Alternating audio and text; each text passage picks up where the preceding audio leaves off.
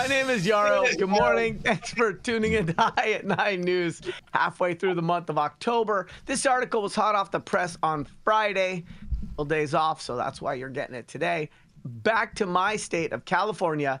Without further ado, hot off the government website itself, gov.ca.gov. Court shuts down industry attempt to block enforcement of California's hemp regulations.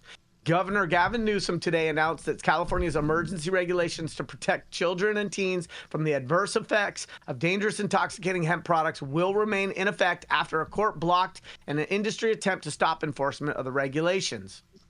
Today's decision affirmed that the potential harm to Californians, especially children, outweighs the potential that individual hemp businesses will not be able to adapt to the new regulations. The court also dismissed industry arguments that the regulations would make CBD products for medicinal use unavailable, noting that these items would remain available without THC at retail stores and with THC at licensed cannabis dispensaries. The decision upholds California's restrictions, which prohibit selling any industrial hemp food, beverage, or dietary product intended for human consumption if there is a detectable THC or other intoxicating cannabinoid per serving. Our children deserve protection, Attorney General Rob Bonta said. We're witnessing an alarming rise in products that contain synthesized cannabinoids, which can be far more intoxicating than the legal and regulated cannabis options available. Disturbingly, these products often resemble candy, crafted specifically to attract the attention of young people and children. In California, we have established strict prohibitions against intoxicating cannabinoids and hemp products, regardless of whether they are naturally sourced or synthetic. The California Department of Justice remains steadfast in its commitment to safeguarding the interests of legitimate businesses that can operate with integrity in this industry. I take immense pride in our cannabis control section and the tireless dedication they have shown in ensuring the success of this initiative. The emergency regulations respond to increasing health incidents related to intoxicating hemp products, which state regulators have found sold across the state. Children are particularly at risk should they consume these products. Studies have shown that the use of these products can negatively impact cognitive function, memory, decision-making abilities, and developing brains. So what the regulations do, the new regulations for hemp-derived food, beverage, and dietary products ban any detectable amount of THC or other intoxicating cannabinoids per serving, ban sales to people under 21, and limit servings to 5 per package.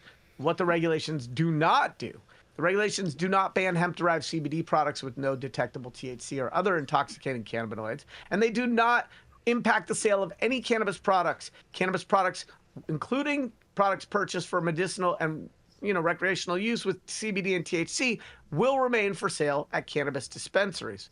So why does this matter? California became the first state to allow medical cannabis use when voters passed the Compassionate Use Act in 1996, and then in 2016, voters legalized the recreational use of cannabis. California's cannabis regulatory framework requires that businesses operate safely, that products are labeled and tested to protect consumers from contaminants, that children are prevented from accessing cannabis products. Absent stronger laws and regulations like those that the state just adopted, hemp manufacturers have been exploiting that law to produce and market hemp products that contain THC without the safeguards in place for similar cannabis products.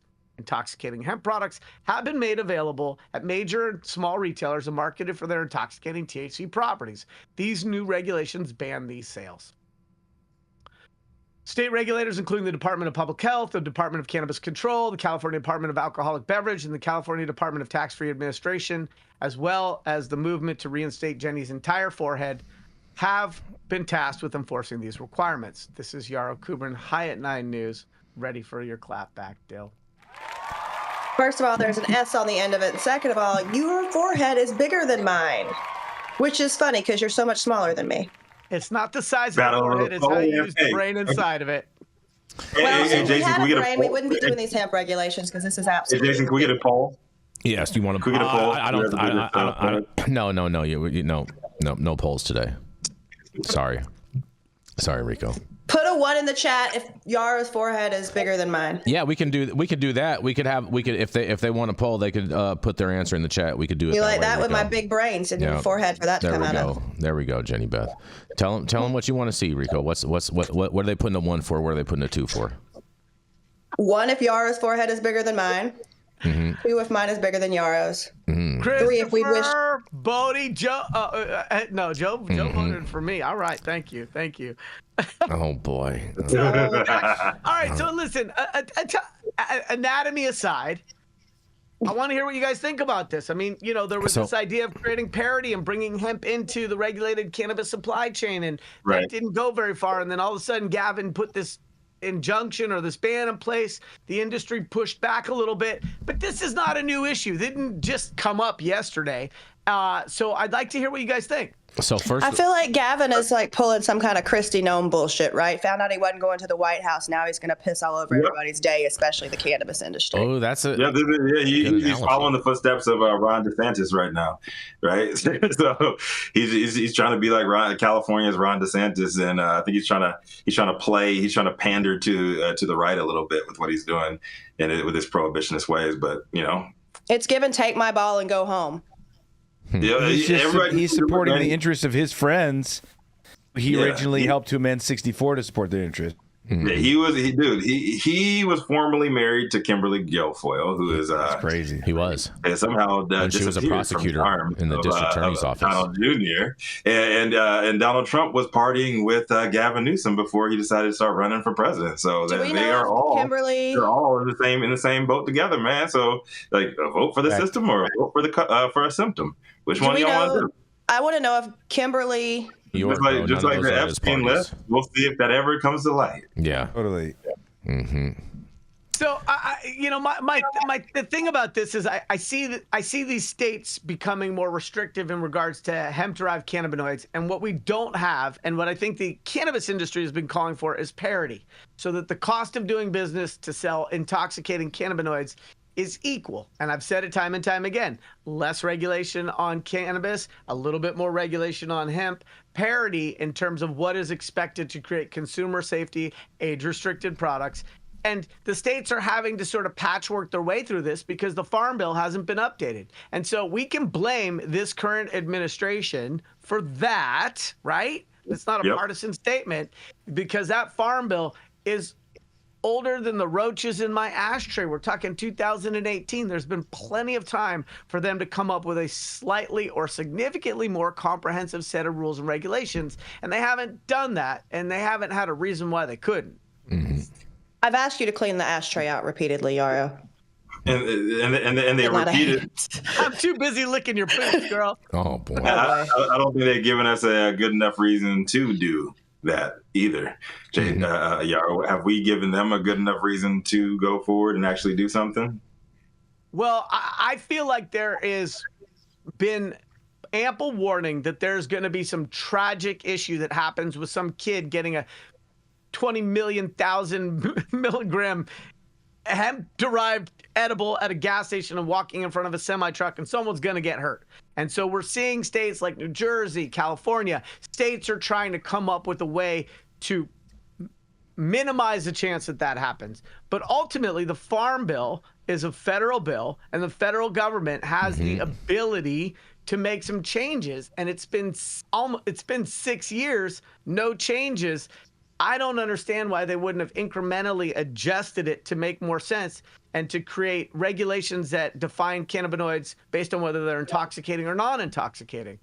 Because you know why? It's because this bullshit system that we live in, that we pray to as Americans, they want this quote unquote incremental change. Incremental change don't do shit, man. No real change. I'm gonna say some real shit right now, and I hope that I'm allowed to be on YouTube. but yo, like no real change has ever happened in this country without bloodshed. Let's keep it a buck, right? Oh, I don't know about all that. We're trying to monetize this episode, Rico. I'm just saying, like no real change ever happens in America without bloodshed. Let's keep it a buck. I mean, Kim, haven't we had? Does this not count as blood? Shaving this morning. Are we not watching? We don't need a lot of blood. Are we not watching what happens when the police are slaughtering black and brown people? Does that not count as bloodshed? Like, what a level of bloodshed is it going to take for us to wake the fuck up, put our own best interests and band together and figure shit out? I don't know that answer, but when bullets start flying, I'm gonna get my ass the fuck up out of here, right? Like this shit is not for us, and I don't mean us like as black people. I don't mean us as no voting bloc. I mean us as a country. Right. Period. They don't care. They serve these money masters. That's why I always say follow the damn money, right? Because like who is in Gavin Newsom's pockets? Who is in Ron DeSantis' pockets? We have the answer. but nobody wants to go after these corporations. We want to just keep on feeding them our dollar bills, right? And be in that same fucking cycle. And we just want to throw out that's Rico, Rico's opinion. We're not. Gavin Newsom was put into business with a $5 million gift from the J. Paul Getty family. We've been actually undergoing class warfare from the rich towards everybody who identifies as middle class or less for millennia. There's been attempts at class stratification, and our the latest attempt, which is in America and Western democracy, it is basically reinstituting serfdom and slavery and using fiat currency as this illusory piece of freedom, so that everybody shows up as what the elite expect of them. And what we really need is an evolution of intelligence and ideas, so we can start looking and doing exactly what you're saying, Rico. Realize that regardless of our ethnicity, our race, or our country of origin, we are together brothers and sisters, and we need to evolve these ideas for a more fair and equitable earth for all of us. Yeah, you ever wonder why was put into business by the Gettys? Trump is another member of the super rich. We have the super rich constantly ruling us, giving all of our money to Wall Street, devaluing our currency, causing record inflation. And then everybody wants to divide up and start pointing fingers at who to hate and who to be afraid of, when really neighbors in the same boat as you. They're drowning in credit card debt. They most likely don't have health insurance. They're unable to go on a vacation. And yet the same people at the top pull the strings and have all of us fighting each other. Yeah, why do we still have an electoral college? I'm all in favor of the Electoral College. You're not going to bust shots on the Electoral College. Of course you would be. Why Jason, we understand what you're in favor of. You don't have to actually ever share. We can just look at what the hardcore right-wing GOP tribal agenda is and fill that in for you. Literally. And it's electoral. I would suggest really is just do some reading instead of watching YouTube videos, and come off with one original idea that doesn't originate Donald Trump or the GOP. That's what I would like to see. I have tons of original ideas, Mathieu As much St. as you can talk shit about old Saint Germain for being a psychedelic communist, you can give me credit that I'm coming off with at least an original idea. I come up with original stuff all the time, Mathieu St. Germain. You just have to be paying attention, my friend. You can't be all psyched out of this world. You know what I mean? The key word in that sentence was pay. I don't think we want to put Jason on the spot right now, but I think that the makes one of us, Yarrow. But wait, Yarrow, he loves the Electoral College. I do. It's just uncomfortable for me to watch him squirm, and so I what think are you talking about? I do. What I think I do want to highlight is what Mathieu said, that I think at this point in our nation, it's not red versus blue or purple. It's the haves versus the have-nots. It's the ruling class versus the working class. It's the widening gap of no middle class. It's the resourced versus the non-resourced. It's those that aren't worried about how they're going to pay for college for their kids versus those that are worried that their kids won't even be able to get into a college. And so that really defines what's happening here. And St. Germain is right. I mean, Newsom might be blue and Trump might be red, but Newsom was backed by billionaires to get into office. And billionaires tend not to have the same agenda as those that struggle to have a better life for themselves. It's just that simple. And so anytime you're voting for somebody who's in a tax bracket way above where you would ever hope to be, the chances that they're going to think about your interests are low to none.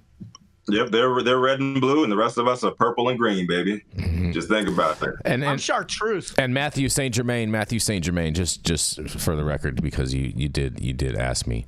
I'm just going to give you one little thing, but one of the reasons why I'm 100% with the Electoral College is because if we there's no Electoral College, if we did not have it wrong. Whatever, you guys know what the hell I'm talking about. I used to add an R and call it ceviche. It's ceviche. I don't understand why you guys are always picking on the disabled. I really don't understand why you guys always pick on the disabled. I don't know why you're only disabled when you're wrong. Yeah, I'm emotionally disabled, bro. Man. Okay, so tell us why. No. Well, let's get back to why you love the Electoral College. Because the reality of it is that if we didn't have the Electoral College, California and New York would control everything in this country. I'm taking my headphones off. I can't hear this anymore. Mm-hmm. Exactly right. Exactly right. Given their oversized contributions culturally and economically, might not be the worst. It would be hell on earth. We'd have San Francisco and Los Angeles in every city across the country. No, hold on. When's the last time the Republicans won a popular vote, Jason? I don't care about popular votes are skewed because you get too many indoctrinated youngsters out there saying all kinds of craziness. But nonetheless, I'm going to go into my last story, you guys, before we wrap up.